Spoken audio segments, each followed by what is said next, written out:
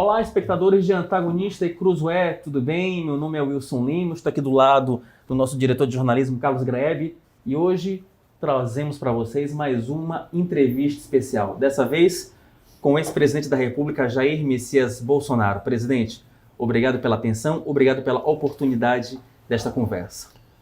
O tempo passa, você amadurece, você tem sempre algo a aprender, né?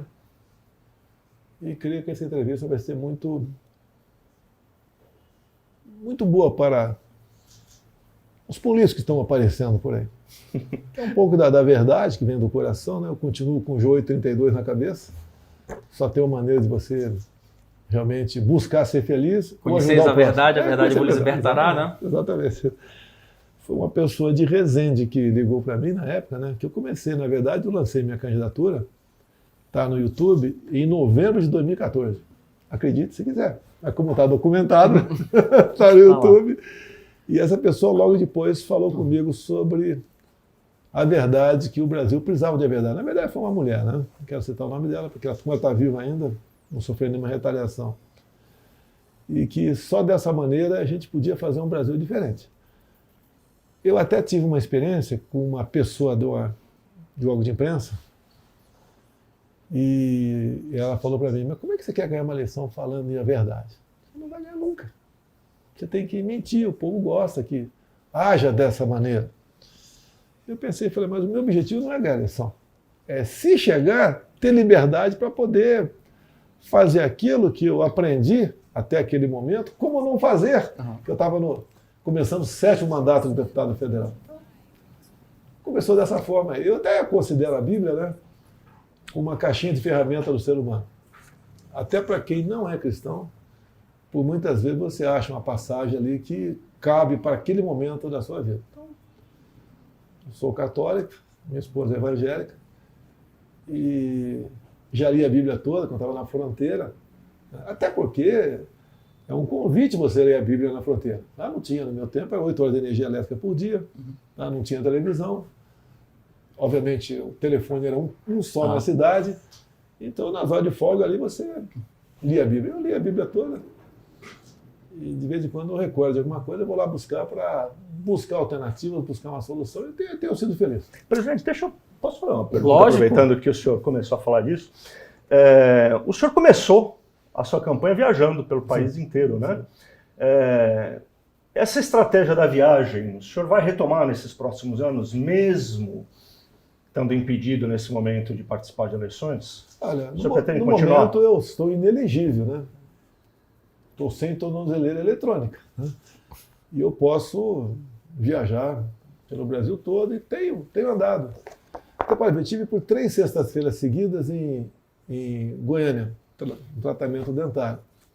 E todas as vezes que estive lá, por exemplo, a penúltima vez, era 5 da tarde, vamos tomar um caldo de cana e comer um pastel na feirinha, em Goiânia. E daí eu avisei o pessoal nosso lá, vamos lá. Daí, logicamente, tinha lá o Gustavo Gaia, que é deputado federal, etc. O pessoal vazou. E quando eu cheguei, eu não sei, tinha mais de 1000 pessoas me esperando, então eu não consegui tomar um caldo de cana agora. O que é isso? Né? Eu sou suspeito para falar de mim, mas os fatos falam de mim. O pessoal gosta de mim. A maneira como eu fui, de falar a verdade machuca. Quem já não passou por um problema por contar a verdade para um amigo, para um parente.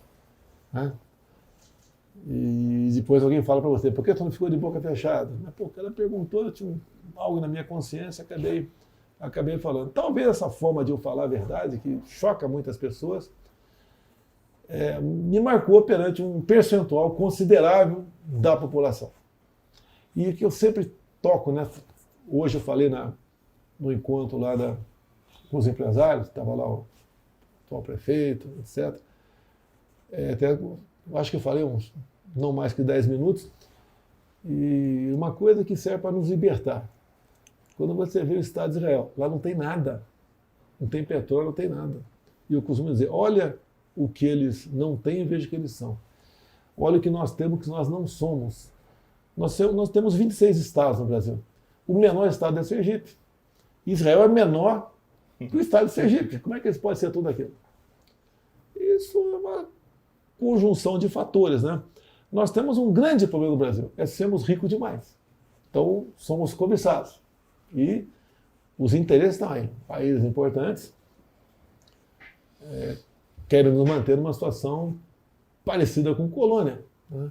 Alguns falam, você brigou com a China durante o teu mandato. Não briguei com a China. A China pode deixar de fazer comércio comigo. Não vai deixar de fazer, porque não tem como importar nada da Lua, de Marte, de Saturno. E a Terra tem é cada vez menor, né? Precisa da gente. Logicamente, se eles tivessem um mercado mais barato, mais competitivo, teriam nos abandonado. Não nos abandonam porque precisa de nós. Como, por exemplo, o mundo árabe começou a nos tratar muito bem porque viveram momentos de que certos produtos chegavam apenas de um local. E você não pode depender apenas de um fornecedor. Então o mundo árabe se apaixonou mais ainda pelo Brasil e potencializamos o nosso negócio com ele, em especial, obviamente, né, os commodities. Presidente, aproveitando que o senhor fez quase um balanço aí das relações internacionais do seu governo dos últimos 4 anos, eu queria fazer só uma pequena pergunta, até um bom de uma boa provocação.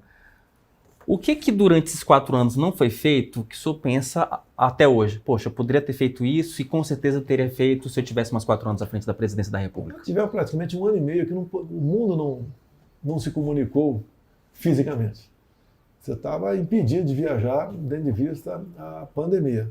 A nossa polícia externa está muito bem conduzida, que não era eu ir para o exterior para, eu sou o cara. Não, era primeiro, tinha um escalão precursor, com o respectivo ministério interessado.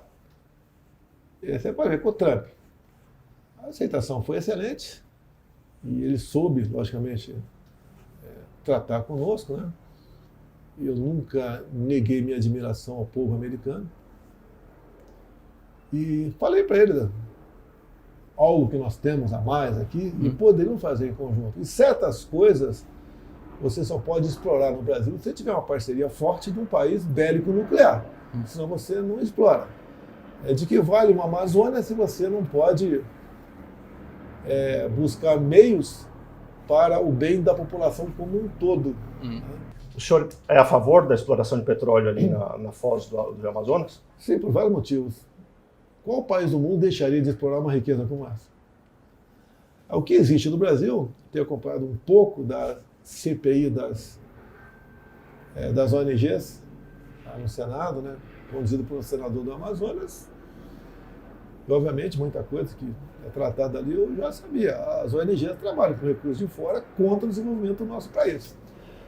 Quando em 2017 comecei a falar de nióbio e grafeno, deixo claro que o grafeno é novinho, em 2004.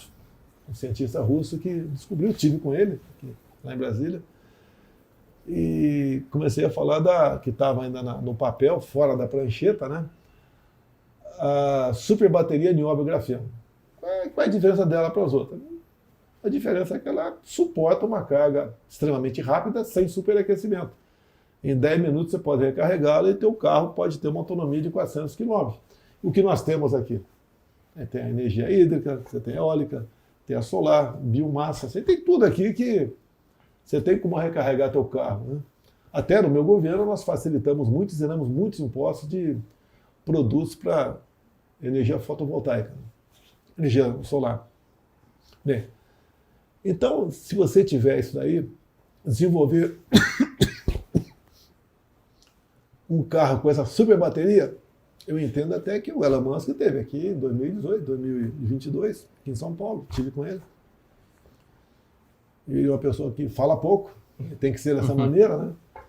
Ninguém vai revelar exatamente o que teve aqui, mas teve a convite aí do Fábio Faria, nosso ministro das Comunicações, e queria um contato comigo. Eu me fiz presente. Obviamente, como ele é um dos caras da carro movido a energia elétrica, está de olho nesse grande potencial nosso aqui. E nióbio, temos onde? Catalão já foi vendido, lamentavelmente foi vendido. Araxá estava sendo vendido, conversei com o Zema, seguramos, não sei agora se vão vender ou não. E temos também na região de 6 Lagos, na Amazônia, que eu conversar com o presidente Trump sobre isso aí, não apenas pelos commodities, né? Exportar como você tira da terra, mas agregando valor. Tive, inclusive, a primeira ida ao Japão em 2019, fizemos um contato com uma pessoa que produzia bijuteria de grafeno. E eu comprei uma correntinha, $1.000.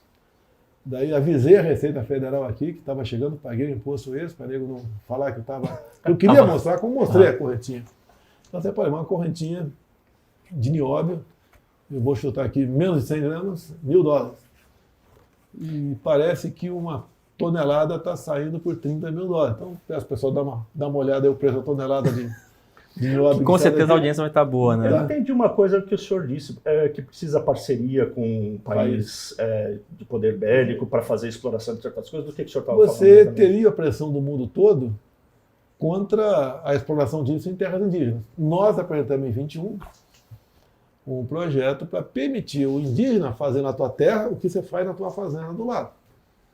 Porque as ONGs, né, entre outros países, querem que o indígena permaneça como algo selvagem. Ele tem que conviver nessa vida aí. Uma das idas minhas, em 90, para o Calha Norte, encontrei lá, tinha uma menina que trabalhava nos locais ali do lado ali, representando a FUNAI.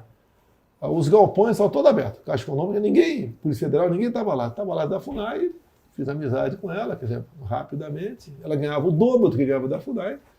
E o objetivo dela é fazer um relatório diário do que acontecia naquela reserva indígena, Surucucu, Ioretê. Né? E ali, por exemplo, é praticamente o seguinte, chegasse um índio morrendo, se tivesse um médico da FUNAI, podia ser atendido. Já pelo médico do pelotão de exército, não. Chegava a esse nível de radicalismo. Inclusive, as fotografias daquela máquina, nossa, no meu tempo eu sou bastante idoso. Xereta. Né? É que você, tinha xereta e apertava o botãozinho, filme de 12, 24, 48 poses. O indígena, você tinha que tirar foto escondido dele, que a CIA não permitia, porque dizia que a alma dele estava sendo roubada. Ou seja, tudo é trabalhado para que aquelas grandes áreas continuem intactas. Se você pegar Roraima e pegar o mapa metodologenético, né, você vai ver que tem todas as cores ali. Mas onde é que entra o poderio militar? É para o Brasil ter um respaldo para explorar aquilo sem pressões de outros países. Entendi. Mas isso seria com os Estados Unidos? Seria um acordo? Seria com eles. Por exemplo, com o Japão, eu havia começado uma tratativa para a biodiversidade da Amazônia. Uhum. Em parceria, uma grande parceria. Né? A mesma coisa iríamos fazer com Israel, né? Com a Coreia do Sul. Esse é o entendimento nosso. E tínhamos uma pessoa extremamente competente, o Marcos Pontes, para tratar desse assunto. Então nós íamos explorar realmente, o próprio Lula falou há pouco tempo, né? Devemos repartir com o mundo a biodiversidade amazônica. Eu não concordo com isso. Você tem que, junto com o mundo, já que você não temos tecnologia o suficiente para tanta coisa, né? É explorar em conjunto, em parcerias. Isso eu acho que seria... O senhor chegou a tentar desenvolver isso com o Donald Trump? Conversamos, depois veio a pandemia, tudo segurou, passou a ser prioridade única, basicamente, a pandemia. Então não foi para frente. Logo depois teve a eleição dele, ele perdeu as eleições lá e não fomos avante nessa proposta. Presidente, o senhor falou agora há pouco sobre o ex-presidente Lula, sobre essa questão, e essa semana o Lula deu uma declaração dizendo que, se depender dele, ele acaba com os clubes de tiro no Brasil. O que o senhor acha? É vingança do presidente da República? Birra? Eu conheci o PT 10 anos antes dele existir. Eu conheci em 70, eu tinha 15 anos de idade, estava aqui em Eldorado Paulista, aqui no Vale do Rio Ribeira. Ele passou pela cidade, uma marca, armado, a história é muito longa, feriu 6 soldados, 6, não era soldado, era soldado da Força Pública, da Polícia Militar, feriu uma mulher com um tiro na coxa, teve um ricochete, pegou na coxa da mulher lá, eu conhecia todo mundo, cidade de Eldorado continua o mesmo tamanho até hoje, em torno de, eu acho que não tem mais de 3 mil pessoas na área urbana ali, tá? Então eu conheci o modus operandi dele, como executaram o Alberto Mendes Júnior, a paulada, né, a golpe de coronhada, etc. Eles sempre usaram armas. Até o próprio segundo marido de Dilma, né, que faleceu, o Carlos Araújo, ele falou que ele falou, tinha uma novela numa TV, e no final da novela, por 4, 5 minutos, alguém falava. Né? Eu até tentei falar, naquela oportunidade, não consegui, mas vi lá a palavra do Carlos Araújo, que ele passou a lua de mel com o Dilma Rousseff, isso está em vídeo. E uma das as ações que ele praticava ali na região da Baixada Fluminense era roubo de caminhão de carga para distribuir a população, pegava armas em quartéis e expropriava bancos. Tá? E eu lembro uma vez, vocês falaram de Guarúcha ou Guaíba, me entrevistando, queria me entrevistar, eu participava muito, era muito ativo, né? E de repente, para inquirir aqui o deputado Jair Bolsonaro, Carlos Araújo. Eu fiz esse histórico e falei, você pegava caminhões, carga de caminhões, armas em quartéis, e dinheiro em banco, por favor, entrega aí, ou usava arma? Quantos morreram nesse incidente? Acabou a entrevista, obviamente, né? Sim. Então, a arma é um instrumento que o mundo não abre mão. Quando eu falei agora há pouco aqui, o que é um país armado hoje em dia? É um país que tem artefatos nucleares. Você é contra, a favor, não interessa. Interessa que eles têm. Eu lembro que o Enéas falava isso nos anos 90 ainda, que o Brasil deveria ter uma bomba atômica, por exemplo. Lá atrás o Enéas falava isso aí, etc. Depois botaram na Constituição a proibição, tudo bem, deixar para lá. Mas eu vejo semelhante. Você não tem como, numa terra indígena, explorar alguma coisa, como, por exemplo, na foz do Rio Madeira, explorar o potássio. A gente não precisava eu não precisava ter negociado com o Putin, no começo do ano passado, a manutenção de fertilizantes para o Brasil, que nós temos aqui. Mas em tudo quanto é área rica em alguma coisa, tem uma reserva indígena. Como, por exemplo, costumo dizer que o Roraima, pelo mapa metalogenético, né, eles têm uma tabela periódica embaixo da Terra. Para não me chamar de ignorante, tira os gases, ok, pessoal? Tira os gases, então, vamos chamar de ignorante aí. Mas o resto que tem de material tem embaixo da Terra. Mais ainda, Roraima tem uma coisa fantástica, que um cara que eu tenho muito carinho por ele, eu chamo ele de Macuxi, é um tal de Deilson, lá, que mora lá em Roraima, e ele falou para mim sobre Vale do Rio Cotingo. Daí eu fui lá, sobrevoei de helicóptero e pousei numa aldeia, né? O que é o Vale do Rio Cotingo? Uma extensão de 12 quilômetros, numa diferença de altitude, né? Uma cota de 600 metros, um rio perene que tem água o ano todo, um volume constante. Ali você tem, no meu entendimento, não precisa fazer barragem, não. Né? Por outros métodos, você tirar a energia hidráulica, né? E abastecer, acredito, todo o norte do Nordeste e toda a região norte. Energia limpa. E isso você não pode fazer nada porque é uma reserva indígena. E quando eu pousei de helicóptero, fui conversar com as lideranças indígenas, eu acredito, se quiser, o pessoal tem uma cabeça semelhante à nossa. É uma minoria, tudo bem, e quer se desenvolver. Para nós seria muito bom. Paga os royalties para ele, tá certo? Mas, presidente, teve uma invasão, de certa forma, pelo menos a informação que a gente tem, de garimpeiros. Muita gente que foi para lá de maneira ilegal mesmo. É o jeito certo de fazer de começar essa exploração? Não era melhor fazer isso de uma maneira que garantisse já desde o começo que tinha mais lei, mais vigilância, para evitar os conflitos, inclusive, que teve lá? A Constituição garante a exploração em terra indígena. Falta regulamentar. Nesse nosso projeto de 21 tinha isso dentro. Agora, eu não sou historiador, posso estar completamente equivocado aqui. Mas o homem é apaixonado por descobertas, né? Eu acredito que o Tratado de Tordesilhas de 1494 nós ultrapassamos com os bandeirantes, com bandeiras e com os garimpeiros, atrás da esmeralda, atrás de ouro. Isso fez com que o Brasil passasse de 1/3 para 3/3 o seu tamanho com esse tipo. Agora, quem é o garimpeiro? Meu pai garimpou por pouco tempo, poucos anos. E é uma coisa que está em você. Eu lá em Minhoaque, Mato Grosso do Sul, que eu servi por 3 anos lá, eu tinha um jogo de peneira, 4 peneiras e uma bateia na minha Brasília. E quando... Brasília. Minha carro meu era Brasília, dupla carburação. A maior desgraça que eu fiz. Né? Porque a dupla carburação em terreno de terra, ela desequilibra toda hora, acaba consumindo muito mais. Né? Então isso é uma coisa que está em você. Né? Eu, por exemplo, em 1985, se não me engano, eu vi na televisão ouro na cidade de Saúde, perto de Jacobina, Bahia. No dia seguinte, eu peguei mais 5 voluntários e fomos lá garimpar lá. Até perguntaram quando eu botei, achou alguma coisa? Se tivesse achado, eu estava aqui. Então é uma coisa que desperta a tua atenção, a tua curiosidade. O homem atrás de riqueza, de aventura. Tá? Então eu acredito que o garimpo nos fez o Brasil desse tamanho que está aí.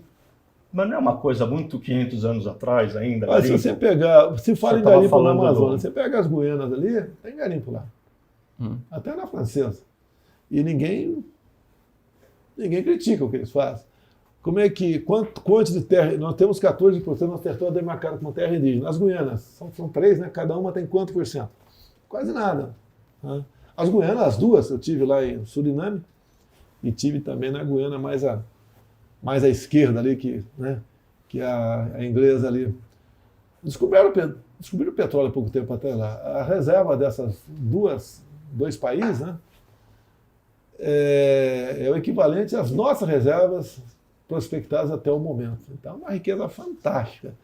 E levei para lá na viagem, até a primeira viagem eu interrompi, porque o falecimento da minha mãe, e depois eu voltei com o ministro Bento, foi gente da Petrobras também, e começou-se uma conversação sobre a Petrobras entrar para essa prospecção lá. Não sei como é que está no momento esse caso aí. Então é um país fantástico. Né? Agora deixa eu voltar. Não respondeu a sua pergunta. Isso que eu ia falar, presidente. E os CACs? CACs e os clubes de tiro? Os CACs é um esporte. Na época de 1920, tivemos a primeira medalha olímpica com o Guilherme Paraense. Né? Não é por causa disso. O esporte de tiro, eu tive nos Estados Unidos. Uma das vezes que estive lá, tirei com a pistola .50. Então aquilo é um fascínio. E não vejo maldade nenhuma em quem queira atirar. Afinal de contas, a esquerdalha nunca abandonou a ideia de, pela luta armada, conseguir alguma coisa. Você vê que agora mudaram bastante, né? E estão mais com mentiras para conseguir chegar ao poder. Ou subornando, ou fazendo outras coisas que a gente não concorda aí. Então não vejo nada demais. Eu, por exemplo, não consigo dormir desarmado. Fiquei chateado na questão agora da dita joias, né? Que tudo que se pegava lá no arquivo, estava cadastrado, entregava.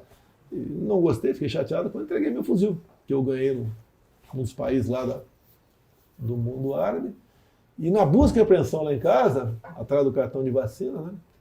Estava lá, pedi minha pistola, entreguei, falei, mas tem um detalhe, eu tenho 3 mulheres dentro de casa. Eu sou representante da República, bote uma guarda aí fora. Aí conversaram, uma hora depois resolveram deixar com a minha pistola. A arma de fogo é uma defesa. O senhor se sente mais seguro mesmo? Seguro, eu não consigo andar desarmado. Raramente eu estou desarmado, né? E quando o senhor foi assaltado, levaram uma arma sua? Foi em 1995. Existe, nada é perfeito.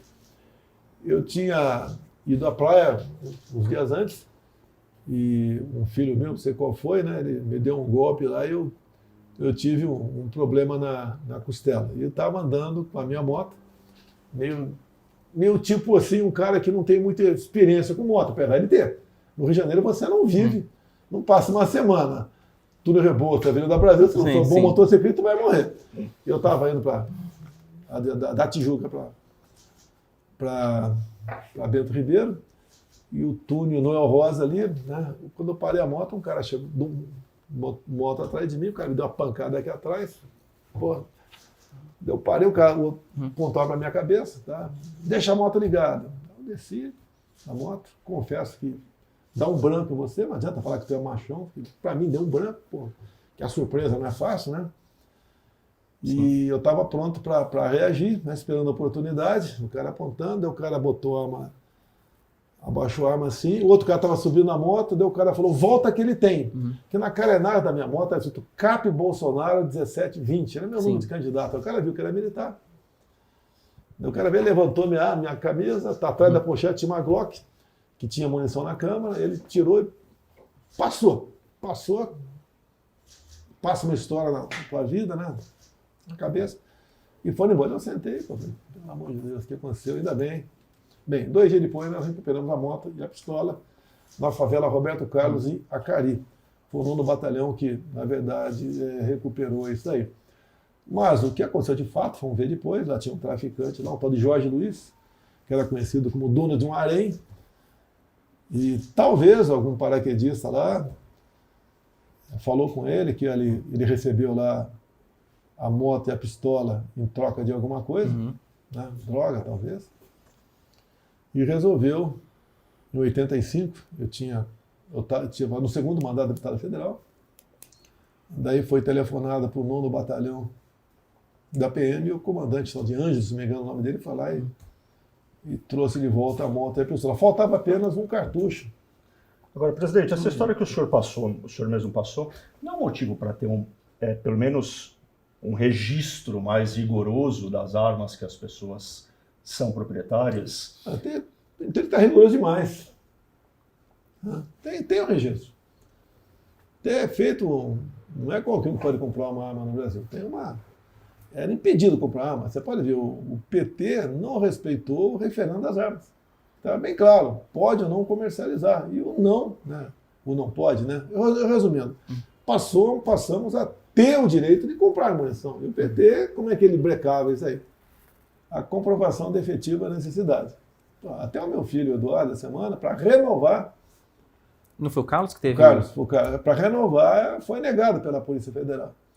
Se ele tivesse essa percepção, ele podia ter renovado antes de vencer o ano passado, não ia ter dificuldade. Então está na cara que a Polícia Federal foi orientada, né, certamente, não posso garantir, pelo ministro da Justiça, esse que entra em comunidade, que eu não vou com carro blindado, mas ele vai, não sei qual o poder que ele tem de ser imune a possível ato de violência nessas comunidades. Onde ele foi, você puxar os registros aqui, há aproximadamente 10 anos, teve um Flamengo, um Botafogo e Santos, e um santista retornando, entrou lá e foram alvejar. Foram feridos, não morreu ninguém, mas foram feridos.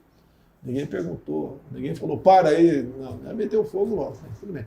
Então, o Flávio Dino tem esse poder aí, talvez, aí de um repelente, entendeu, né? Repelente contra antibala aí. Você pode ver, o meu filho, se você pegar as imagens do caso Adélio, em Juiz de Fora, você vê o Adélio chegando perto de um carro nosso, né? E do nada meu filho entra no carro. Ele ia para ser meu filho, talvez para executá-lo ali. Porque uma coisa é se matar você, está fora de combate. Se matar um filho teu, talvez ele fique fora de combate também. Teve também o Adélio indo no mesmo clube de tiro em Santa Catarina do meu filho também lá. Tá? E muitas vezes eu já recebi, antes de ser presidente, ameaça, nem divulgo. Não vou ficar chorando, estão me ameaçando aí. Até porque quer fazer uma ameaça. Sim, meu pai sempre dizia... Fator surpresa, né? Meu pai faleceu em 95. Não se preocupe quando tem barulho, se preocupe com o silêncio. Então, experiência de vida. Agora, uma perseguição em cima da família, não deixa de continuar sendo, em todos os aspectos, até essa questão de armamento. Você pode ver, quando você sobrevoa por aí, tu olha para fora, você vê muitas vezes até à noite, né, uma luzinha escondida lá. Como é que pode aquele cara viver desarmado naquele local? Não é de onça, não, que quase não tem mais por aí. Mas viver desarmado num local como esse aí.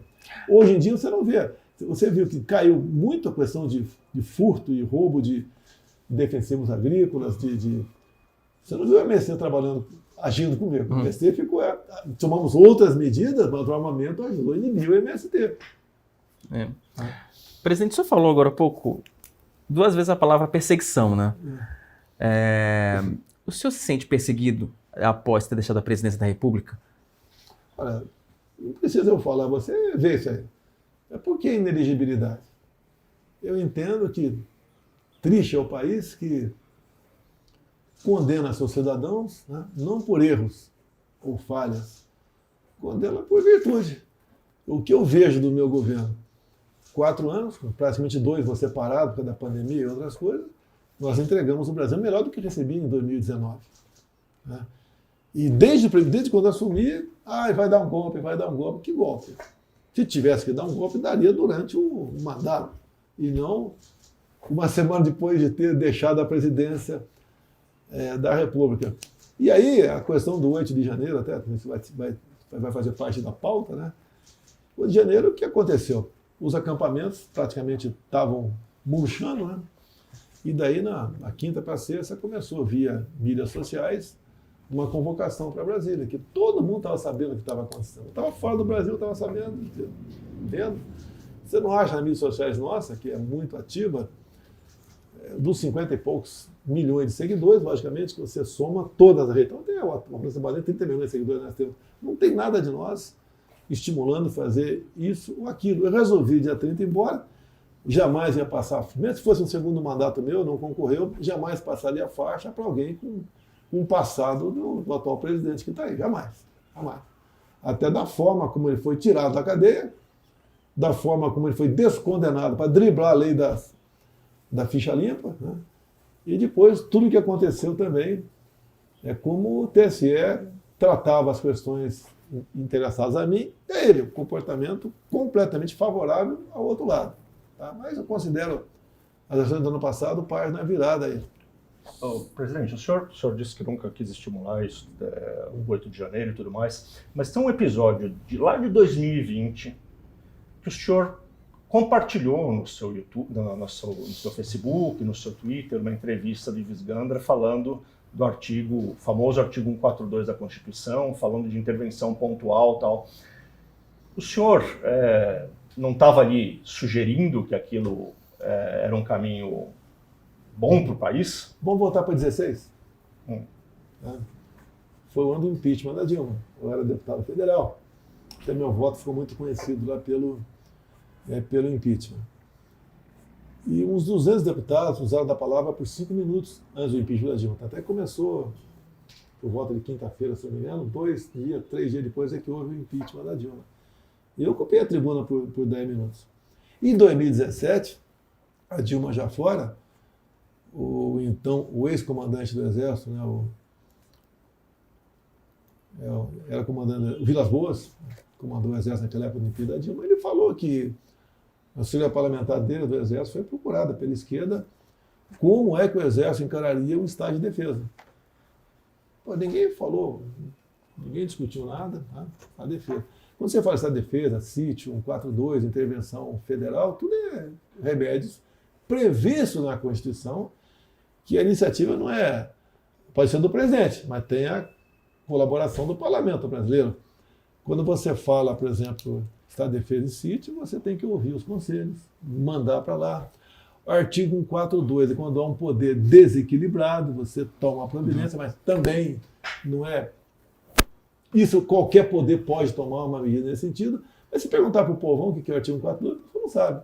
Sim. O pessoal não sabe. E quando se fala em artigo 142, a Veja mostrou, acho que 2 ou 3 páginas da parte final do que seria o 142. Né? Seria bom que se voltasse o corpo, porque ninguém assinaria o artigo 142, o estado de defesa, o estado de sítio, se não estivermos considerando antes. Por que fazer aquilo?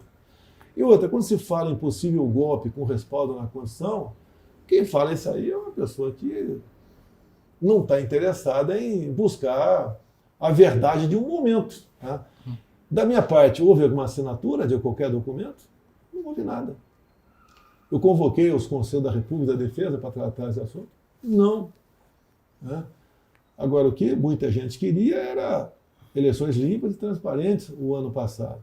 Você pode começar a analisar essa história. Teve algum momento da presidência, principalmente ali naquele que estava muito quente, 2019, 2020, que o senhor acordou um dia e falou, eu preciso invocar esse 142, eu vou. Não. E, presidente, aproveitar aí... O que acontece? Quando você fala, isso aí poderia ser levado como um golpe. Dar um golpe é a coisa mais fácil que tem. Quer dizer, você tem que fazer alguma coisa, o duro é o after day, é o dia seguinte. Como é que o mundo vai se relacionar conosco? A gente tem experiência de países que tomaram medidas de força, né? As consequências são péssimas. Eu sempre falei, eu que lancei aquele slogan das 4 linhas. Você não vê uma ação minha fora das 4 linhas. Dizer para você que eu não fiquei, na minha intimidade, revoltado quando o Ramagem não pode assumir a PF, fiquei revoltado. Mas não busquei contornar, mas não de uma medida drástica. Tá? Além daquilo, você vê hoje em dia, quem é o chefe, o diretor-geral da PF? Você é um amigo íntimo do Lula. Comigo não foi possível. Então eu fui discriminado ao longo de todo o mandato. Com todos os problemas que nós tivemos, ainda os números dizem isso aí, entregamos o Brasil bem melhor. Imagina se não tivesse tido pandemia, guerra lá fora, crise da Argentina, como é que o Brasil não estaria conosco? E até no momento em grande parte, o governo ainda vai indo na economia com o vento de cauda que vem do meu governo para cá. Porque eu escolhi uma coisa que ninguém acreditava. Né? Eu mesmo chegou um momento de duvidar, será que vai dar para resistir? Não ache você que quando eu escolhi os ministros, durante a transição, não foi nenhum depois da posse, durante a transição, vinha gente, peso pesado do parlamento, mas eu quero a Caixa Econômica, eu quero as diretorias tais do BNDES, aquele ministério, senão você não vai governar. Tá? Eu nunca gravei ninguém, mas se tivesse gravado, daria uma coisa para arrebentar aí a República e começar do zero, o renascimento da República. Conseguir segurar isso na unha lá dentro, sozinho praticamente, com um ministério muito bom na questão técnica, mas devendo muito na questão de experiência política. Né? Eu falo alguns nomes, sempre falava alguns nomes, por raras exceções, ninguém tinha experiência política. Os próprios ministros palacianos meus eram pessoas que tinham suas qualidades, mas não sabiam conversar com o parlamento. Foi erro. Se eu tivesse começado aceitando ministro de um partido ou outro, os outros iam se rebelar. Eu não tinha como governar o Brasil. Mas entendo, dado o conhecimento técnico dos ministros, eu pude vencer a pandemia. Senão não conseguiria ter vencido a pandemia, porque as consequências não é apenas, a gente lamenta as mortes, teve no mundo todo. Era a questão econômica. Como é que, se eu não tivesse um ministro, um presidente da Caixa, por exemplo, como eu tive, para tratar da questão do auxílio emergencial, que o auxílio emergencial, não faltou gente de fora, manda dinheiro para as prefeituras. Imagina como seria a festa da corrupção, que pese a maioria dos prefeitos serem pessoas honestas, mas seria a festa da corrupção. Tá? Então, vencemos nesse momento graças a esse tipo de ministro que nós tivemos, completamente diferente do que a gente vê hoje. Aqui é uma verdadeira luta, né, por indicações e espaço no governo por parte de alguns partidos políticos. Agora, presidente, eu queria só perguntar uma questão sobre o Mauro Cid, Então, já que a gente entrou nesse assunto. Pelo que o senhor falou para a gente, o golpe não foi discutido, não foi sequer pensado. não, pensado, todo mundo pensa. Você não pode, de vez em quando, alguém falava alguma coisa. Agora, ninguém tentou me convencer. Nem o Mauro Cid, né? Não, quem é o Cid? Ele é o chefe da assessoria parlamentar. São 4, né? Foram indicados pelos respectivos comandantes de força. Eu quero aquele capitão. Não, tá certo. E o Cid é uma pessoa que, qual o grande sacrifício dele? O telefone dele passou a ser um telefone público, uma caixa de mensagem. Quem queria, nas Forças Armadas, quem tinha qualquer problema, como é que está o presidente, ele vai em tal formatura, não vai, emenda, não sei o que lá, tudo, transferência, tudo que era no telefone dele. O telefone dele, tanto é que se ele tivesse maldade, ele teria, de 3 em 3 meses, apagaram tudo, sumiram o teu telefone, até que ficou aberto. Agora, presidente, aquela troca de mensagens entre o Cid e o... Perdão, qual o nome? Ailton. O Ailton, exato. Olha, primeiro, dá a sensação de que, num certo momento ali, que o Ailton fala, não vai ter nada. Ele fala para o Cid. Dá a impressão que estava borbulhando ali à sua volta e que tinha gente fazendo pressão para o senhor tomar uma decisão. O senhor pode contar um pouco esse bastidor? Você tem que saber quem é o Ailton. No início do ano 2000, ele foi excluído do Exército num conselho de justificação. E foi embora sem ganhar nada. A esposa da época passou a ser pensionista de marido vivo. O Ailton sempre foi tinha muitas limitações. Né? Já veio candidato várias vezes a cargos no Rio de Janeiro. Nunca conseguiu chegar perto. Tá? Tanto é que tem uma mensagem do Ailton, minha para o Ailton, falando mais ou menos o seguinte: Ailton, eu não posso nem falar o seu número. Você é meu 02, 01 era negão, porque os dois são negros, afrodescendentes, né? É bastante peculiar a cor da pele deles. O Ailton é um paraquedista. E costuma-se dizer, né, você pode perder tudo no Exército, menos o diploma de paraquedista. Então, sempre em eventos militares, especial no Brigada Paraquedista, está lá o Ailton conversando com todo mundo, fala. Coitado, não tem condições de juntar meia dúzia de pessoas. Mas desculpa, não era do Ailton que eu estava falando. Essa mensagem é do Lavan. Eu nunca tive contato com o coronel Lavan, nunca tive contato com ele. Sei que ele é primeiro de turma, E o Cid passou a ter amizade com algumas pessoas e ter a liberdade de falar o que bem entender. E é comum você, muitas vezes, falar uma coisa que você não queira falar, e depois que acontece, você se arrepende. Tá? Jamais, então, alguém ia tratar de golpe por telefone, mensagem, Em volta do senhor, naquele final de 2022, não tinha, então, um entorno borbulhando, querendo que o senhor fizesse nós alguma coisa? procuramos, eu falei, dentro das 4 linhas, o que foi possível para a gente ver se houve algo errado por ocasião das eleições. E quando o nosso partido viu que poderia ser questionado alguma coisa, e questionamos, via... Como é que é o nome do termo, meu Deus? Não é? Uma petição.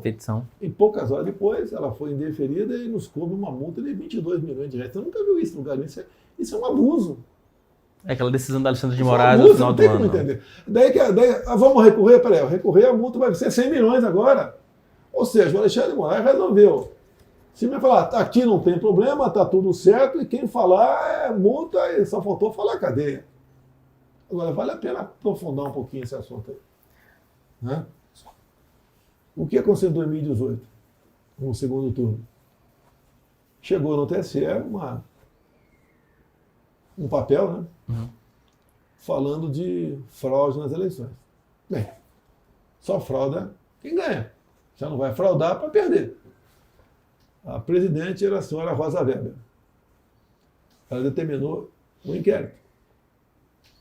E deu carta branca à Polícia Federal para descobrir onde estava a fraude para, vamos dizer, para impedir a minha posse. E com razão, se tivesse fraude. Com razão. Em poucos dias, o TSE forneceu o que a Polícia Federal quis, menos uma coisa. Né? E assinado essa documentação por senhor Giuseppe Giannini. Bem, e esse inquérito foi aberto, eu não sabia, né? Estava sendo investigado por fraude. Nunca fui chamado a falar sobre possíveis fraudes em 2018. E o tempo foi passando. Eu sempre, desde 2012, eu comecei a discutir a urna eletrônica, então não é de agora. Tá? E daí alguns falavam, como é que está preocupado se você se elegeu nessa urna? Tá? Bem, foi passando o tempo, daí foi 2021, tomamos conhecimento desse inquérito, e o deputado Felipe Barros, do Paraná, trouxe esse inquérito para nós, conseguindo junto ao delegado encarregado do inquérito, que entregou para ele, mediante ofício, porque ele estava no grupo lá da PEC que tratava do voto impresso, que era da deputada Bia Kicis. Acho que ele era o relator, se não me engano. Ele era o relator da PEC Ele pediu oficialmente na comissão especial. E o delegado entregou para ele. Entregou para ele um documento ostensivo. Eu tomei conhecimento de coisas ali que deixaram careca de cabelo em pé. E eu divulguei isso numa live e na reunião com os embaixadores. Você pode perguntar, por que com o embaixador? Porque 2 meses antes o Fachin tinha tido uma reunião com embaixadores. Tá? E esse inquérito serviu de base para me tornar inelegível. Como ataque, tudo passa a ser ataque. Eu olhei todo para você, eu estou te atacando. Tá? Ataque como algo contra o Estado Democrático de Direito. E esse ataque, que eu fiz a leitura, explanei para os embaixadores, né, o que era aquele inquérito. Então, logo tudo isso aconteceu, o inquérito não tinha qualquer classificação sigilosa, passou a ser sigiloso. E o TSE disse que eu divulguei algo sigiloso. E não é verdade. É mentira. Tá? Tanto é que o delegado encarregado do inquérito foi ouvido pela Polícia Federal e falou, não, eu entreguei para o Felipe Barros que não tinha classificação sigilosa. Tanto é que a Corregedoria da Câmara fez a mesma coisa, no tocante a preservar o Felipe Barros. E foi feito isso aí. Então eu fui condenado em cima de um inquérito que você não tem conhecimento dele. Você não tem conhecimento dele. Até a antivéspera do meu julgamento, a minha defesa era segredo de justiça. Conseguimos nas vésperas, tudo bem, não tinha mais tempo para falar muita coisa. E hoje em dia, Você condenou uma pessoa com um inquérito que você não tem conhecimento dele. O senhor teme o Alexandre de Moraes hoje, depois de tudo que aconteceu? Olha, só possíveis arbitrariedades. Fora isso, não tem que temer ninguém nesse país. Nem ele a nós, nem nós a ele. Isso é uma democracia. Se você passar a intimidar as outras pessoas, daí realmente você está, não com uma, com dois pés, né, fora das quatro linhas. Eu lamento hoje a prisão do Cid, por outros motivos, 2 outros assessores meus, bem como 250, quase 300, continuam presos ainda, e quase que toda semana eu recebo vídeo de crianças que têm os pais presos, sem motivo aparente, até porque ninguém vai dar golpe num domingo, com cadeira vazia, desarmado, e sem uma pessoa para coordenar tudo isso aí. O próprio ministro José Múcio da Defesa, na questão dos 40 dias, ele falou que o 8 de janeiro não existia uma pessoa central. E quem fez o quebra-quebra não era quem estava em acampamento. Palavra do José Múcio. Até você ver a questão as primeiras imagens vazadas do 8... Vazada não, que o governo liberou, foi daquele cara com a minha camisa, né? Uhum.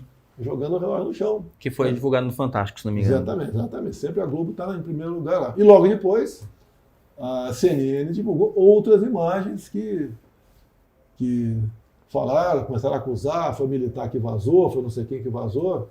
Parece que não botaram a culpa em mim nesse negócio, não. Mas a imagem do chefe do GSI, o G. Dias, né, lá dentro, uma boa. Sim. Uma boa. O senhor acha que o senhor podia ter dito ou feito alguma coisa que impedisse o 8 de janeiro? Olha só, tivemos um acampamento de 500 dias aproximadamente na sede da PF lá em Curitiba. Qual o melhor lugar, não me entendeu, o pessoal queria protestar. Se ficasse aqui acampado na espada do Ministério, eu acho que seria pior. Então fica longe, afastado. Tá? Por 2 momentos, essas pessoas erraram a vir aqui para a área mais central. Primeiro foi 12 de dezembro, na sede da Polícia Federal. 12 de dezembro, né? 12 de dezembro, né, da Polícia Federal. Até que você vê lá um ônibus queimado, etc. Que foi aquele quebra próximo do Brasília Shopping. De gás por aí. Nosso pessoal, quando faz manifestação, tu não acha um palito no chão. E mais, você vai na CPI lá da Câmara Distrital, você vê o coronel Neymer, se não me engano, né, falando que quem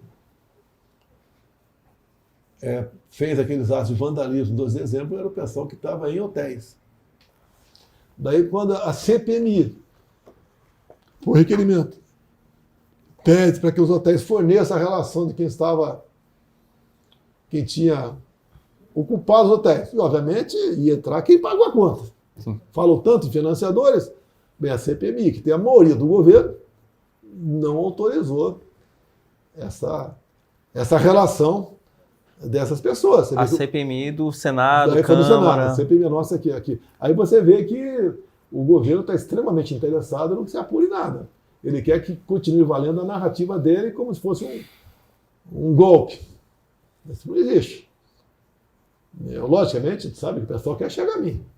Essa última pedido de um subprocurador do MP, a relação dos milhões de pessoas que me seguem, voltaram atrás, caiu para 250 aproximadamente. Agora, tem gente que me segue que é da imprensa, não gosta de mim, olha, me segue, é natural. Tá? Agora, foi tão escandaloso o pedido de dezenas de milhões de nomes que o MP voltou atrás. Ou seja, se a verdade, a vontade de buscar a verdade viesse a prevalecer, você rapidamente já teria, primeiro, colocado em liberdade essas pessoas todas que estão presas. São pobres, né, pessoas que se viram tentadas a entrar no parlamento. Tá?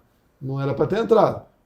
Era para, quando muito, ficar por lá de fora, quando muito, não entendeu? Nem para sair da região do acampamento. O acampamento estava se esvaindo naqueles início de janeiro. Foi aquela dose extra que foi alguém teve essa ideia, e das mais de 100 ônibus que vieram para cá, a grande maioria vieram bem intencionados. Uma minoria que veio para fazer realmente o que fez. Você tem uma personalidade, uma loura aí de uns 30 anos de idade, casada com um cara barbudo, que temos as imagens, rolou, ela vibrando. Aham. Missão dada é missão cumprida. E tem um vídeo dela anterior, ela descendo a lei em mim, me chamando de um montão de palavrões. Um montão de palavrões. Então, não quero me associar a ela, que não existe. Assim. Eu posso... Vamos mudar um pouco de assunto? Vamos mudar de assunto? Vamos lá. É porque, enfim, né? Vamos falar um pouco de futuro aqui. Eu tô olhando aqui porque senão a luz acaba e a gente fica aqui. E só para uma explicação, e só para a gente ter uma explicação, durante a entrevista a gente tem chamado presidente porque também é um hábito, né? Sempre a gente trabalha com uma autoridade, sempre fazendo a referência ao cargo mais alto. Presidente, reforma tributária. No primeiro momento se falou que o senhor não era necessariamente contra a reforma tributária, era contra a falta de discussão sobre esse tema. Mas agora parece que já há uma discussão, já há um pensamento de mérito, né, de que, de fato, esse texto que foi aprovado pela Câmara não é o ideal. Qual é a sua visão sobre esse texto e o que pode melhorar, e o que tem de falha? E tem alguma pegadinha nesse material que foi aprovado pela Câmara? Quando se fala em reforma, o que o povão que está aí pensa? Pô, vai melhorar o meu lado. Eu vinha fazendo, eu falei com o Paulo Guedes, eu fiquei 28 anos dentro do parlamento, a gente não consegue aprovar uma reforma tributária. No final, você conflita interesses, estados, municípios, empresarial, agronegócio, o próprio governo, e não dá em nada. E nós fomos fazendo nossa reforma com o tempo. Por exemplo, nós pegamos 4 mil produtos que pagavam IPI e reduzimos 1/3. Né?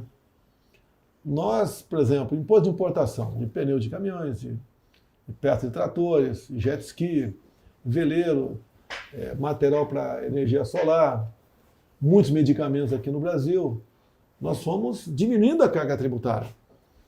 E passamos a arrecadar mais mês a mês, porque a tal da curva de Laffer, que potencializa a sonegação, o pessoal começou vamos colaborar. Fizemos voltar, inclusive, a informalidade, que a pandemia acabou com a informalidade, praticamente, deixou esse pessoal na lona.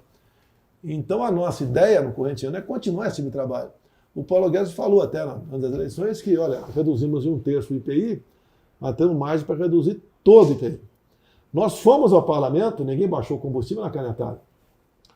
Os combustíveis subiram de preço no mundo todo. Né? Pandemia, depois a guerra. E nós botamos um teto no ICMS. 17%. Tinha estado que ICMS, cobrava, teve aquela PEC dos combustíveis, tudo tinha estado pelo que cobrava Congresso. 35%, mais 2% de fundo de combate à pobreza, dá 37%. Então tinha estado aqui no Brasil aqui que você pagava só de ICMS R$ 2,32. Você fez essa conta e marcou. Cada litro de gasolina, R$ 2,32. Bem, botamos limite também na questão da energia elétrica. Né? E o Brasil passou a arrecadar mais. Botamos na lei, se o Estado for penalizado mais de 5% do preço do ICMS, nós bancamos a diferença. Ninguém pediu socorro para a gente. Que depois aconteceu esse ano. Então nós começamos a mostrar realmente o que é uma reforma tributária. Zeramos grande parte do produto da cesta básica. Então demos a nossa cota de sacrifício, a nossa dívida, nosso serviço da dívida começou a apontar para baixo. Né? Chegamos lá atrás a ter 2% na taxa Selic, uma coisa que ninguém acreditava. Bem, o Brasil começou a dar certo por aí. O Paulo Guedes tinha algumas ideias de se porventura viesse cobrar alguma coisa, diminuísse noutra ponta. Estava muito bem feito. Bem, infelizmente aconteceram as eleições e de lá para cá desandou um pouco a questão da economia. Se bem que eu digo, né, tem um vento de cauda que ainda existe do nosso governo. O próprio Tarcísio me disse hoje nós chegamos a contratar R$1 trilhão ao longo de um pouco mais de 10 anos de investimentos aqui no Brasil. Porque o Brasil realmente é um local que você tem como investir aqui. Sim. Agora, quando o mundo vê, chegar uma pessoa que fala, eu tenho orgulho de ser comunista, você dá uma refreada nisso aí. Tá? Eu recebi o pessoal perseguido pelo Maduro. O Lula recebeu com um tapete vermelho o ditador aqui no Brasil. Uma diferença enorme. E a Dilma passou 2 anos sem receber as credenciais do embaixador israelense. Nós não tivemos problema nenhum com o mundo. Tinha problema com a China. Quem a China mandou para cá, até falei sempre, falava sempre com meus. O último foi o França, né? Das Relações Exteriores. No máximo 30 dias vai receber as credenciais do pessoal. Eu recebia. Uma vez até ia extrapolar o tempo, liguei, Mourão, trabalha um pouquinho, Mourão, tá meio folgado. Vai trabalhar um pouquinho, recebe as credenciais por nós, aí o pessoal ter plenos poderes começar a trabalhar aqui no Brasil. O Brasil, acho que talvez seja o país que tem mais, um dos países que tem mais embaixadores no mundo aqui dentro, dado o interesse e a grandiosidade do nosso Brasil. Presidente, sobre a reforma, mas o senhor vai trabalhar para que Olha só, aconteçam vamos lá. mudanças lá no Senado? Lá no Vamos Senado. lá. Tá, eu tenho conversado com o Rogério Marinho, a Helena Cristina, o Jorge Seife. A gente vai conversando com essas pessoas do nosso partido. O Portinho também. Então, qual é a ideia? Você não pode dar uma carta branca para ninguém. Muito mais para quem tem um passado, né, que tem o atual presidente. Não dá. O Paulo Guedes não participa mais dessas Não, o Paulo conversas? Guedes, eu acho que ele está fazendo a coisa certa. Está mergulhado, está lá. Que, logicamente, ele causaria mais tumulto do que eu. A gente não quer ser responsabilizado por possíveis fracassos aqui na economia do Brasil. Se bem que eu não vejo como dar certo a maneira como ele está conduzindo. Não tem limite, nós podemos ter o maior IVA do mundo. Tá? Tem aí o imposto de carro, O ICMS, o IPVA. IPVA ecológico, você pode ter IPVA ecológico. Só acredito que a gente vai ter o maior IVA do mundo? Podemos ter. Você não tem certeza de nada. A certeza que você tem é que ele não vai fazer uma reforma para arrecadar menos. E, na verdade, o que interessava para o PT a curto prazo era o voto de qualidade no CARF. Eles conseguiram fazer isso aí. Que foi uma mudança que o senhor instituiu no seu governo, que agora eles reverteram agora via medida provisória.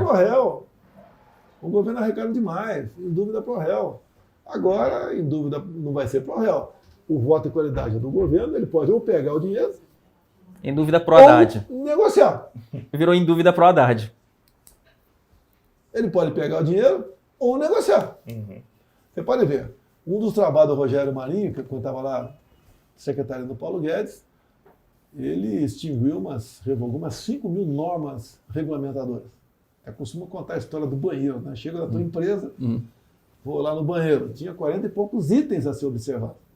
Altura da pia, rugosidade do papel higiênico, ventilação, largura da porta. Né? E ali, dificilmente, você não ia ganhar uma multa no banheiro. Daí, o que o fiscal podia fazer?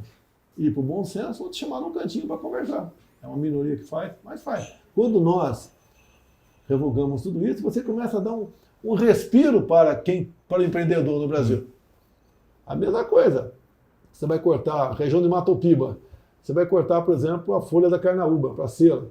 Já tivemos, né, ações no MP do Trabalho que a gente busca conversar, um bom senso. E um dos caras tem uma multa. O total das multas é R$200 mil. Esse cara nunca mais vai pagar essa multa. Tinha que ter um banheiro químico. Pô, o cara está lá cortando a 40 e poucos graus de temperatura, cortando a folha de carnaúba. Ele vai dar R$200 para usar um banheiro químico? A mesa dele que ele faz a refeição é uma mesa improvisada. Aí vai no alojamento, a espessura do colchão. Muitas vezes você não dorme nem em colchão, você vai em palha. Eu sou caipira aqui do Vale do Ribeiro. Aqui, tá? Sei o que é, seja, dormir no capo, em rabo de mutum. Tá? Quem se fizer sabe o que é isso aí. Então, isso aí nós fomos facilitando. Conversei com o Salles atrás, Salles. O que a gente pode fazer para acabar com uma verdadeira indústria da multa que está vendo no campo? Chama o pessoal, a primeira medida é divertir. Depois que é multar. Então, reduzimos as multagens sem ferir a legislação. Agora, o senhor e esse grupo de senadores com quem o senhor está conversando, vocês querem emplacar alguma coisa bem precisa? Assim, não, o que a gente quer? O que o pessoal quer? E o que pode ser feito no texto? Querem votar favorável com algumas condicionantes. As condicionantes não é ministério e nem menos. É botar limites. Por exemplo? Por exemplo, nós não gostamos de ver lá o imposto progressivo na herança. Você tem uma fazenda de X hectares. Uma pessoa tem, a pessoa falece. Vai a herança para a família, vamos supor que tem que pagar 20%. Não vai pagar. O que pode acontecer? 20% da fazenda vai para a reforma agrária? Aí seria, como botei num panfleto meu que eu botei nas mídias sociais minha, é o comunismo com as armas do capitalismo, da democracia. Quem é que vai ter o prazer de acumular alguma riqueza? Nenhum. E a partir de quanto o imposto vai ser progressivo? 1 milhão pode ser muito para mim e pode ser pouco para você. Não, para mim é muito. Ô, Greve, você não seja modesto, Greve. Tem spoiler. Então isso daí, você vai inibindo o capitalismo. As pessoas vão começar, poxa, eu vou trabalhar com o que sobra do seu trabalho, depois de tudo imposto que você paga ali, em cima daquela grana, lá no futuro vai ter uma nova tributação. E você vê o Haddad falando, o filho do cara que tem tantos milhões é um parasita. Ué, teu filho trabalhou na tua empresa, passou a ser parasita, e trabalhou sem carteira assinada, trabalhou colaborando com o pai, etc. Não é dessa forma. Até porque eles não têm exemplo de nos dar de grandes empresários que são comunistas, são socialistas no Brasil. Não tem. Quando aparece uma aí, ela vira de bilionária para milionária rapidamente. Presidente, imposto sobre grandes fortunas que eles estão tentando implantar? Contra isso porque vai acabar fugindo do capital. Se eu não me engano, Mitterrand, uns 20 e poucos anos atrás, se não me engano, na França, ele instituiu isso aí e o capital foi para a Rússia. Se eu não me engano, uma história parecida com isso aí. Você vai acabar fugindo do pessoal. Eu vou aqui em cima do Reagan, né? Ele falou, olha, ninguém vai combater a pobreza, né? Tornando os ricos pobres. Não é por aí. Tá? Ainda bem que tem gente com fortuna do Brasil que investe. O cara investe em um montão de lugares, gera emprego. Então, fala em emprego, só aproveitar só um ponto, presidente.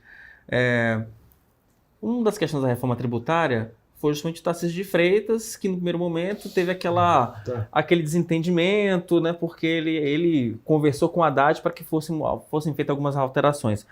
O senhor conversou sobre esse assunto com o Tarcísio, e o Tarcísio vai trabalhar também para esse tipo de mudança nessa fase agora no Senado, presidente? Olha, o Tarcísio é uma pessoa fantástica, um gestor fenomenal. Uma pessoa pura até, né? Eu acho que ele não vai gostar de eu falar isso aqui, uma pessoa pura. Né? Mas ele tem uma pureza na política. Uhum. Ele, acredito que ele tinha propostas para ganhar alguns milhões por ano aí fora na iniciativa privada. E eu convenci ele a dar sua cota de sacrifício como candidato aqui em São Paulo. Ele tinha preocupação, mas como é que eu vou chegar? Eu sou carioca, torcedor do Flamengo, não conheço São Paulo. Mas é uma pessoa que você bota o Estado de São Paulo, um mapa do Estado de São Paulo aqui, dá meia hora para ele. Daí você volta, os pontos mais importantes, ele fala para você as cidades mais importantes, as rodovias, as hidrovias, né, tudo, a centro geográfico. É uma pessoa que tem uma cabeça fantástica e é um gestor.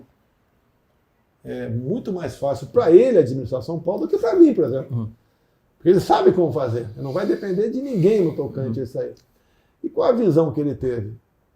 Quando eu falo em certa inocência, político, pureza, inocência, não é eu ver o teu papel, é eu olhar primeiro para a tua cara e falar, esse cara não tem boa coisa embaixo do braço dele, eu conheço esse cara. Pode olhar aqui que essa gente pergunta, eu fiz todas aqui. Então, por exemplo, até dar um exemplo, né? Eu falo o seguinte, quando eu tinha dúvida para votar um projeto importante, eu olhava para o painel, o que o PT está indicando? Sim, eu voto não. Porque não tem boa coisa dali, não tem. Como é que você vai fazer um país crescer sem liberdade econômica? Uhum. Sem falar que você, ao você se empenhar em trabalhar, você vai produzir riqueza e vai angariar riqueza também para o seu futuro. Você pode ver, quando eu zerei os impostos do jet ski, agora vão voltar a cobrar 18% imposto de importação de jet ski. Ah, isso é para rico. Não, o jet ski. Quem está na marina toma conta do jet ski. Você pega, por exemplo, eu zerei os impostos de veleiros também. Você pega a Europa, tem em torno de 7 milhões de veleiros. Cada veleiro, de forma direta ou indireta, são 2 empregos. Aqui é a mesma coisa, que é um país de água. É coisa que você não saiba, talvez, junto com o Tarcísio, né? A cabeça é dele. Eu dou sugestão, vai Tarcísio, né? E ele gosta. Ele facilitou a habilitação de hidroavião. Uhum. O que eu falei na época? Né? A imprensa não dava muita atenção para isso, né? Muita pancada o tempo todo, mas deixa para lá. Eu quero que o gringo venha visitar a Amazônia com o seu hidroavião para pescar, para ver que lá não pega fogo. Diferentemente, aconteceu no Canadá agora. Uhum. O que acontece na Califórnia, nos Estados Unidos. Uhum. O que aconteceu na França há pouco tempo. Aqui você não fala nada. Quando eu falo em Pantanal, eu não vou falar de boi bombeiro aqui, porque o pessoal não vai entender nada, né? É aquela teoria do Ricardo Salles. Você passou a proibir o boi de pastar. Uhum. Então, uma forma ali de estrume de vaca não faz mal nenhum pegando fogo. Você vai pegar fogo muito seco, só no local, do que alguns acres, né, de terra com capim em cima, com a massa orgânica ali em cima, ali, perfeito, combustível, pô. Mas Então, sobre a reforma, o Tarcísio vai ajudar nesse trabalho ou tem que não? colaborar, Tarcísio, tá? Ele não vou dizer que ele errou, não. Tá tudo bem entre vocês, então? Sempre teve tudo bem. Não pode ter problema entre nós, né? Ele, por exemplo, focou muito os interesses de São Paulo. Quando fala do Conselhão, tem 3 propostas dele. Ele falou, eu acho que você botar 3 fios até chegar em você. Para mim, eu acho que não é o suficiente ainda. Quando você fala do Conselhão, são 27 unidades da federação. Tem a participação das regiões. Você pega, por exemplo, o Nordeste, 9 estados. Norte, 7, 16. 16 contra 11. Dá um desequilíbrio para o lado de lá. Vai dar uma certa liberdade para o governo destinar mais recursos para onde interessa para ele. Se bem que ele botou critério de população. Ele pôs o critério de população. É isso? Mas sempre fica preocupado com o veto por lá. Eu sei que PEC você não tem veto. Mas a preocupação de uma forma de burlar isso aí numa lei complementar. Mas então, pelo que eu entendi do senhor falando, a estratégia não é barrar a reforma, mas é conseguir pôr tirar algumas coisas do texto que foi aprovado. O que está na cabeça das pessoas que investem no Brasil, né? É o seguinte, vai facilitar? Vai facilitar. Mas o produto final vai ser uma cobrança maior de impostos. Então a gente não aguenta mais pagar imposto no Brasil. Não dá para você... vamos facilitar o pagamento, mas vou pagar mais. Aí fica complicado.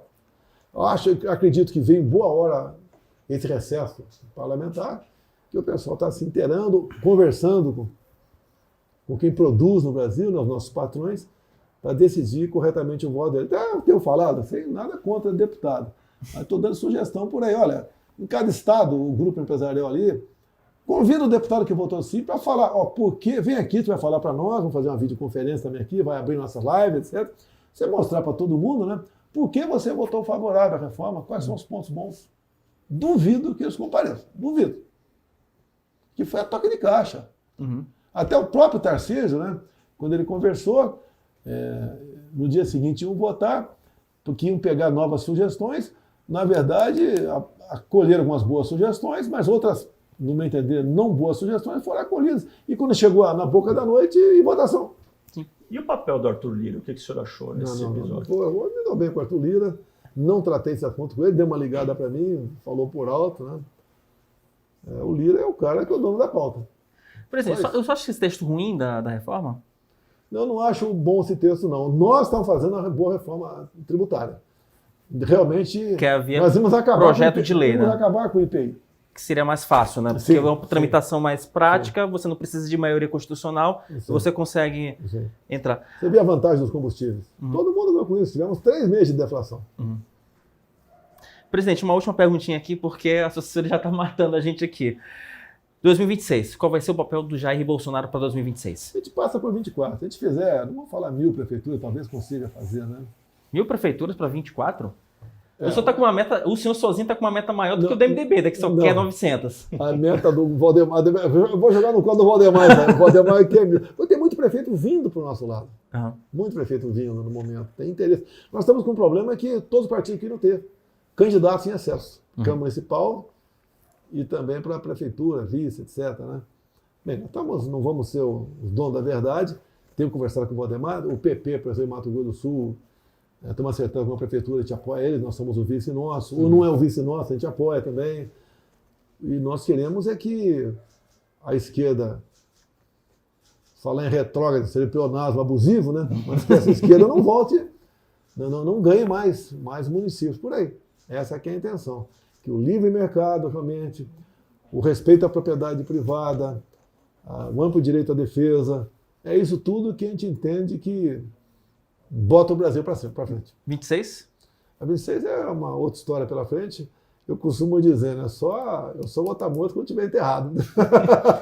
Mas deixa eu perguntar, aqui em São Paulo, a gente está aqui em São Paulo, está consolidada já essa parceria com o Nunes? Bastante avançado com o Nunes, bastante avançado com ele.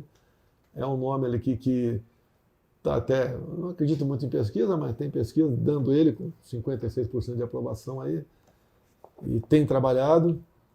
é uma pessoa que eu vejo humilde. Né? Você indica o vice?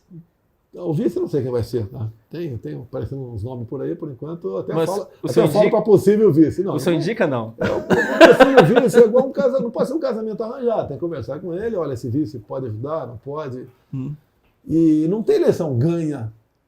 Não tem eleição ganha. Você pode falar, não, eu estou com 50% de 60% de aprovação, tá ganhando botar um vice que interessa. Não, esse vice tem que ser um cara que colabore, que tem algo de útil para o nosso município aqui, que nossa minha capital, São Paulo, tem um PIB maior que muitos estados por aí.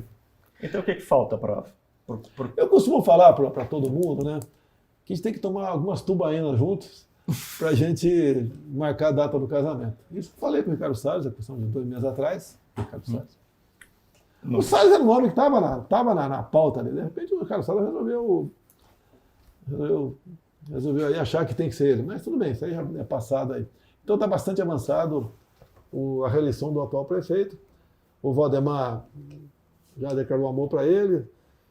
Eu estou ali na iminência de fechar também isso aí. Mas como a gente diz, né, um namoro um pouco mais demorado, acho que é bem-vindo.